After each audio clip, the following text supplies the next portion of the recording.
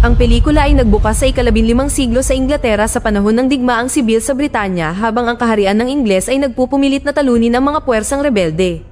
Kamakailan lamang ay tinalo ng Ingles ang hukbong Scottish at kabilang sa mga nakaligtas ay ang batang Englishman na si Henry Percy ng pamilyang Hotspur. Napansin niyang gumagapang sa lupa ang isang sundalong kaaway na nasugatan at sinabing maling direksyon ang kanyang pinupuntahan. Pagkatapos ay pinatay siya ni Percy sa isang hagod ng kanyang espada at tinapos ang kanyang pagdurusa.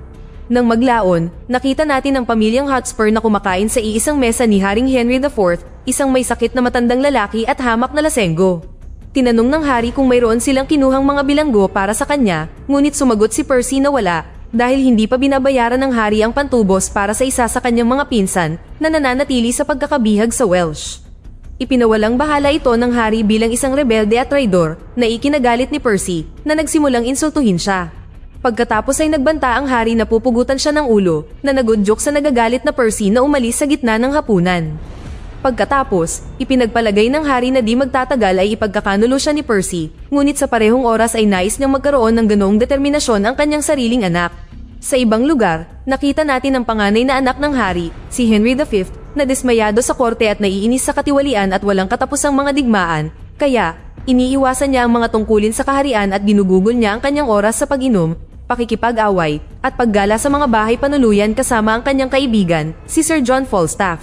Isang araw, nilapitan si Henry ng tagapangasiwa ng kaharian na nagsabing malubha ang sakit ng hari at gustong makita ang kanyang panganay na anak. Ngunit hindi nagpapakita ng pag-aalala si Henry para sa kanyang ama at sa halip ay ginugol ang kanyang oras sa bahay panuluyan para magsaya. Kinaumagahan, natagpuan siyang natutulog sa tabi ng isang bayaran hanggang sa dumating si John at pinaalis ang babae. Hinikayat ni John si Henry na bisitahin ang kanyang ama, nagbabala na pagsisisihan niya ito sa natitirang bahagi ng kanyang buhay kapag namatay ang hari nang hindi nakikipag-usap sa kanya. Nang marinig ito, nag-aatubiling sumang-ayon si Henry at pumunta sa korte, kung saan tumayo ang mga nagtitipon na pinuno upang batiin siya ng standing ovation.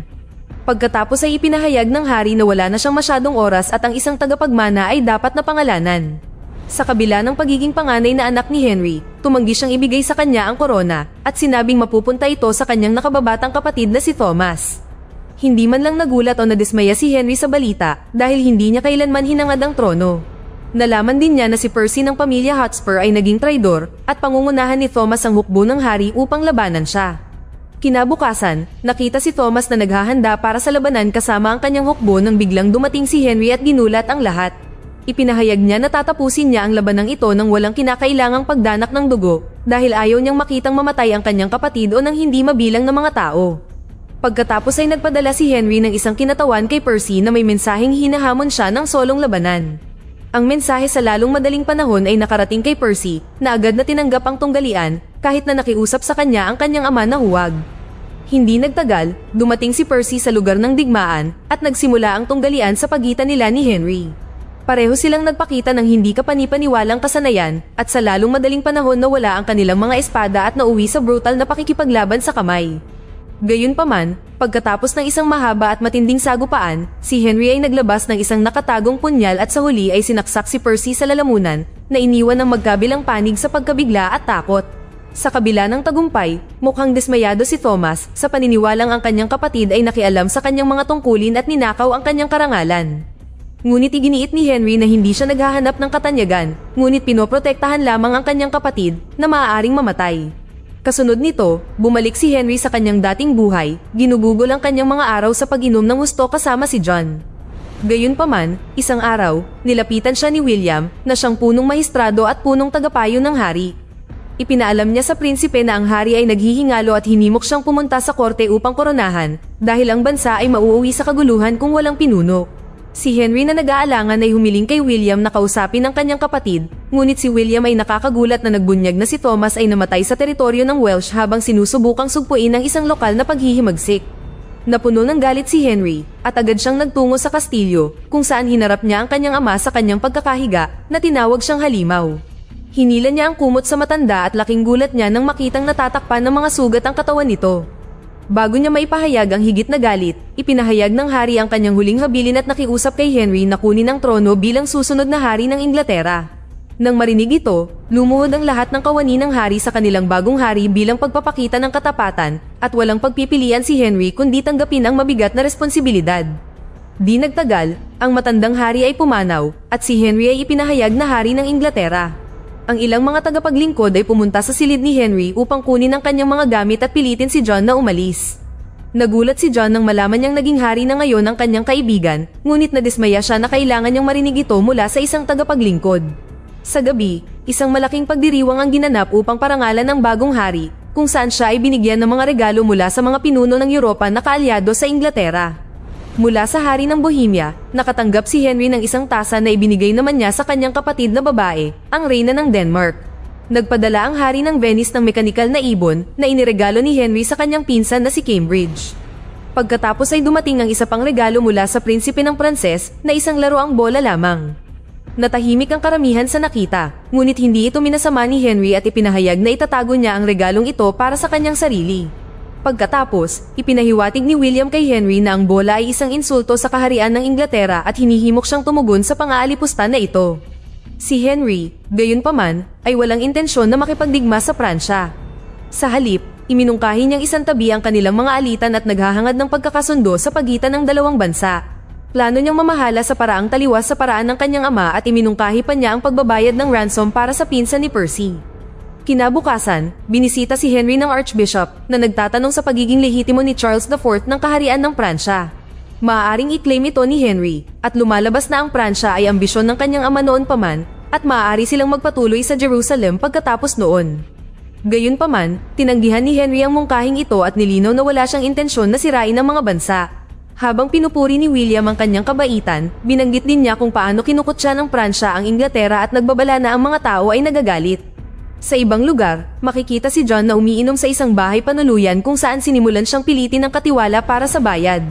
Kinutya pa nga niya ito, binanggit kung paano natanggal ang kanyang mga pribilehiyo ngayong naging hari na ang kanyang kaibigan. Pagkaraan ng mga araw, isang asasin ng Pransya ang nahuli, at ipinagtapat niya na siya ay ipinadala mismo ng hari ng Pransya upang tangkaing patayin si Henry.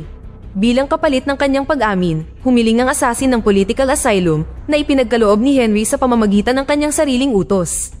Ikinagalit ito ng mga maharlikang pinuno na mahigpit na hinihimok si Henry na makipagdigma laban sa Pransya. Gayunpaman, tumanggi pa rin ang batang hari at sa halip ay sumulat ng liham na nagbabanta sa haring Pranses. Nagbabala siya na kung talagang gusto ng Pransya ang digmaan sa Inglaterra, dapat itong magpadala ng mga hukbo sa halip ng mga duwag na asasin.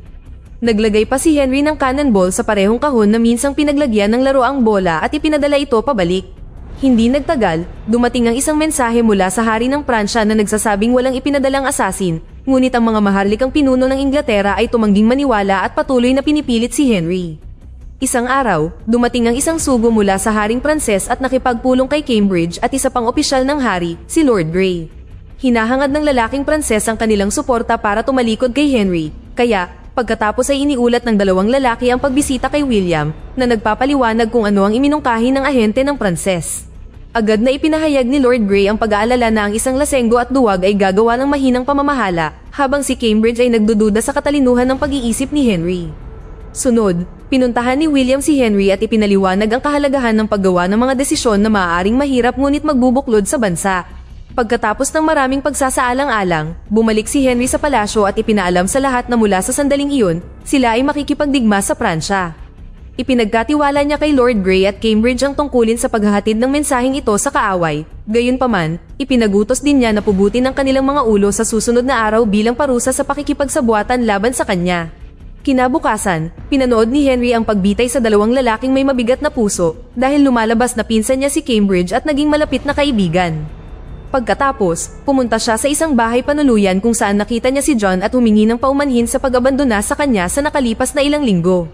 Pagkatapos ay hiniling niya kay John na samahan siya bilang isa sa kanyang mga tagapayo dahil wala siyang tiwala sa sinuman sa korte.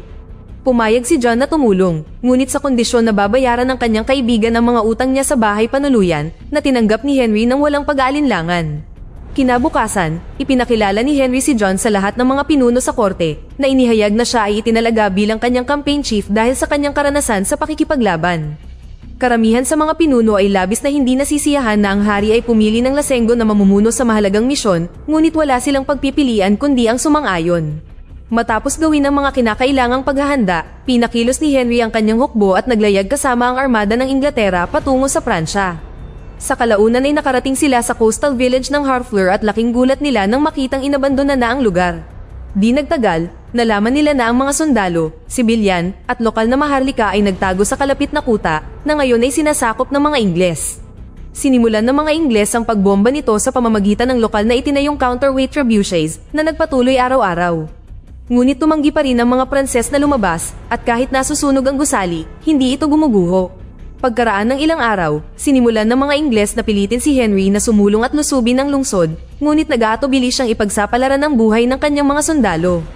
Pagkatapos ay hiningi niya ang opinyon ni John na nagpayo na hintaying sumuko ang kaaway dahil hindi rin niya pinapaboran ang pagdanak ng dugo. Hindi ito ay kinatuwa ng ibang mga sundalo na nag-aalala na sila ay mamatay sa gutom o sa sakit, ngunit sa lalong madaling panahon, ang kanilang mga takot ay napatunayang hindi naman kailangan dahil ang mga Pranses ay sumuko sa kalaunan. Ang mga babae at bata ay pinalaya habang ang mga lalaki ay binihag at isang hukbo ang itinalaga sa nasakop na kastilyo. Di nagtagal, nakatanggap si Henry ng balita na ang prinsipe ng Pransya, si Louis, ay dumating at humihiling ng isang pulong sa hari ng Inglaterra. Pumunta si Henry upang salubungin siya sa kanyang kampo sa gabi at agad na napagtanto na walang balak na sumuko si Louis. Sinimulan ng prinsipe na kutsain si Henry para sa kanyang dating buhay bilang lasenggo at pagkatapos ay ininsulto siya ng sunod-sunod na hindi naaangkop na mga pangungusap. Nagbanta pa siya na papatayin si Henry at ililibing sa ilalim ng maliit na puno ng Pranses. Gayunpaman, hindi tumugon si Henry sa alinman sa mga pang-iinis at agad na umalis sa kampo. Kinabukasan, patuloy na sumulong ang hukbong Ingles sa bansa at sa sandaling sila ay nagkampo. Nakita natin sa lalong madaling panahon ang tatlong mga batang Ingles na tumungo sa kagubatan sa malapit. Ang isa sa mga bata ay biglang inatake at sinaksak sa likod habang kumukuha ng tubig sa batis. Ang iba pang dalawa ay nagsimulang tumakas, ngunit ang isa ay malubhang napinsala ng bolt mula sa isang pana. Ikinasindak ito ng ikatlong bata, ngunit sa lalong madaling panahon siya ay natagpuan ni Louis, na tiniyak sa kanya na hindi siya sasaktan at hiniling sa kanya na maghatid ng regalo sa kanyang hari. Di nagtagal, bumalik sa kampo ng Ingles ang nanginginig na bata dala ang pugot na ulo ng kanyang kaibigan na ikinasindak ng lahat. Ikinagalit ito ni Henry, kaya't nilapitan niya si John at ipinagutos na doblehin ang mga bantay sa gabi at patayin ang lahat ng mga bilanggong Pranses habang ang kanilang mga katawan ay nakatuhog sa mga tukod sa tabi ng ilog. Ngunit tumanggi si John na magsagawa ng gayong malawakang pagpatay at nangatwiran na si Henry mismo ay hindi ang uri ng tao na may kakayahang gumawa ng gayong mga kalupitan. Kinabukasan, nagpatuloy ang pagsulong ng mga hukbo hanggang sa makarating sila sa paanan ng burol malapit sa nayon ng Agincourt. Ipinadala ni Henry ang kanyang pinakamabilis na mangangabayo upang magmanman sa kabilang bahagi ng burol. Sumunod ang binata, at pagdating, nakita niya ang malaking bilang ng mga hukbong Pranses na nagkampo doon. Bumalik siya kagad kay Henry at ipinaalam sa kanya na ang mga puwersang Pranses ay mas malaki at nakakuha ng mas mahusay na posisyon. Lumalabas na karamihan sa mga sundalong Ingles ay pagod na pagod at marami ang may sakit, kaya karamihan sa mga pinuno ay nagmungkahi na umatras. Hindi nila kailangang isakripisyo ang kanilang mga tao sa walang kabuluhan. Gayunpaman, biglang namagitan si John sa isang plano na gamitin ang panahon sa kanilang kalamangan. Tinansya niya na bubuhos ang malakas na ulan ngayong gabi na magdudulot ng makapal na putik sa lupa at magpapahirap sa paggalaw para sa mga sundalong Pranses na nakabaluti. Iminungkahi niya na magpadala muna ng isang maliit na grupo ng malalakas at armadong sundalo upang akitin ang mga Pranses sa maputik na lugar. Susundan nito ng mas malaking alon ng mas mabilis na mga hukbo na madaling makakakilos sa madulas na lupa habang ang mga mamamana sa gilid ay magpapaputok ng maraming palaso sa nakulong na kalaban. Bagamat hindi nagustuhan ng karamihan sa iba pang mga tagapayo ang ideya, nagpasya si Henry na sundin ang plano ni John na nagsabi na kapag umulan, lalaban sila at kung hindi, babalik sila sa Inglaterra. Nakapagtataka, noong gabing iyon, gaya ng hula ni John, nagsimulang umulan ng malakas. Sa umaga, nagpasya si John na pangunahan ng unang pag-atake at nagsuot ng mabigat na baluti. Pinayuhan niya si Henry na huwag makisali ng maaga sa labanan, anuman ang mangyari sa larangan ng digmaan. Gayunpaman, si Henry, na gustong iligtas ang libu-libong kalalakihan sa labanan, ay nagpasya na kumilos ng mag-isa at pumunta sa kampo ng Pransya. Iminungkahi niya ang one-on-one na tunggalian laban kay Louis at kung sino ang manalo ay mamumuno sa Pransya.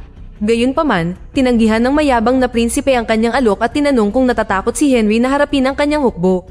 Nang walang ibang mapagpipilian, bumalik si Henry sa kanyang hukbo at naghatid ng pahayag na nagbibigay inspirasyon na hinihimok ang kanyang mga tauhan na lumaban. Ang tropang Ingles na pinamumunuan ni John ay sumulong sa harap na linya at inakit ang mga kabalyero ng Pransya. Samantala, tumungo si Henry sa kagubatan at naghintay ng tamang sandali para umatake. Sa sandaling lumapit ang mga Pranses, pinaulanan sila ng mga pana ng Ingles. Isang brutal na pagpatay ang sumiklab sa putik, kung saan ang mga mukha at baluti ay nasira at mga buto ay nadurog. Nakatanggap si John ng suntok na nagpatalsik sa kanyang helmet, na lalong nawawala ng hininga habang nagsasama-sama ang mga sundalo. Si Henry ay nagutos ng isa pang pagpapaulan ng palaso bago sumalakay upang makipaglaban kasama ang kanyang mga tauhan sa larangan ng digmaan. Sa huli, naging matagumpay ang desisyon ni Henry na sundin ang payo ni John, at nang malapit nang matapos ang labanan, hindi inaasahang lumitaw si Louis sa larangan ng digmaan at hinamon si Henry sa isang tunggalian. Gayunpaman, halos hindi pa nagagawa ni Louis ang kanyang mga unang hakbang patungo sa kanyang katunggali bago siya nadulas sa maputik na lupa. Lumikha ito ng isang nakakahiyang sitwasyon, kaya paulit-ulit na sinaksak ng mga sundalong Ingles si Louis hanggang sa mamatay at sa wakas ay nanalo sa labanan. Pagkatapos ng labanan, natagpuan ni Henry ang kanyang kaibigan na si John sa mga bumagsak, malamang na namatay dahil sa kawalan ng hininga. Tila nawasak siya dahil dito, at sa kanyang kalungkutan at galit, hindi siya nagpakita ng awa sa mga bilanggo ng Pranses at ipinagutos na patayin silang lahat. Sunod, pumunta si Henry sa kastilyo upang makipagkita kay Haring Charles VI ng Pransya upang talakayin ang mga tuntunin ng kanyang pagsuko. Ang matandang hari ay handang talikuran ng kanyang kaharian at binanggit din ang maigting na relasyon na naranasan niya sa kanyang anak na lalaki. Inialok din niya kay Henry ang kamay ng kanyang anak na babae, si Princess Catherine, sa kasal, na epektibong pinagkaisa ang Pransya at Inglaterra sa ilalim ng iisang korona. Tinanggap ni Henry ang panukala ng pinunong Pranses at bumalik sa Inglaterra habang nagdadalamhati para sa kanyang kaibigan. Sa gayon ay ipinahayag ni William ang kanyang pakikiramay para sa pagkamatay ni John at kinomfort siya sa kanyang kalungkutan. Pagkaraan ng mga araw, dumating ang araw ng kasal ni Henry, at isang masayang pulutong ang nagtitipon sa labas ng palasyo sa Inglaterra. Nakipagpulong ang batang hari kay Catherine, ngunit nilinaw ng babae na hindi siya susunod sa kanya at dapat niyang sikaping makamit ang kanyang paggalang. Tinanong ni Catherine kung bakit niya sinalakay ang kanilang bansa, kaya inihayag ni Henry kung paano nagpadala ang kanyang ama ng isang asasin upang patayin siya. Gayunpaman, iginiit ni Catherine na ang kanyang ama ay hindi nagpadala ng asasin at ang tanging gusto niya ay kapayapaan. Pagkatapos ay binanggit ni Henry ang laruang bola na ipinadala ni Louis upang kutsain siya, ngunit sinabi ni Catherine na masyadong hangal ang kanyang kapatid para gumawa ng ganoon. Pagkatapos ay binanggit niya na ang pamamahala ng kanyang ama ay hindi lehitimo, ngunit sinagot niya na si Henry mismo ay anak ng isang mangaagaw. Ininsulto pa niya ito, tinawag siyang isang hangal na binata at madaling lokohin. Nang marinig ito, si Henry na nabigla ay tumungo upang makita si William na naghahanda para sa pagdiriwang. Pagkatapos ay itinanong ng hari kung gaano karaming lupa ang pag-aari niya ngayon at kung magkano ang matatanggap niya pagkatapos masakop ang Pransya, ngunit sumagot si William na hindi pa ito matukoy. Pagkatapos ay itinanong ni Henry kung paano siya natagpuan ng asasin na Pranses, ngunit ang matanda ay kinabahan at nagsimulang magkwento ng magkasalungat na mga kwento tungkol sa kung paano siya nilapitan ng asasin na puro mga walang kabuluhan. Sa huli, sa wakas ay napagtanto ni Henry na minanipula ni William ang lahat ng bagay at siya ang nagplano ng lahat para sa kanyang sariling kapakinabangan. Sa kalaunan ay inamin ito ng matanda at sinabing ibinigay niya sa hari ang dati niyang ninanais, ang maging isang pinuno, iginagalang ng kanyang mga tagasunod, at upang matiyak ang kapayapaan na dati niyang hinangad. Pagkatapos ay humingi ng tawad si William at nagpatira pa sa paanan ni Henry, ngunit tumanggi ang hari na magpakita ng awa at sinaksak siya sa leeg hanggang sa mamatay.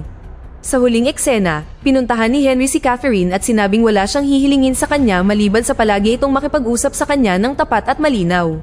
Sumang-ayon si Catherine, at hinawakan ng dalawa ang kamay ng isa't isa habang ang mga tao ay umaawit ng pangalan ni Haring Henry upang ipagdiwang ang kanyang tagumpay laban sa Pranses. Dito na nagtatapos ang ating kwento. Sana ay nagustuhan nyo. Mag-subscribe na kung hindi ka pa nakasubscribe, pindutin na rin ang notification bell at like button upang matulungan ang channel, at mag-iwan na rin ng komento. Maraming salamat sa panonood.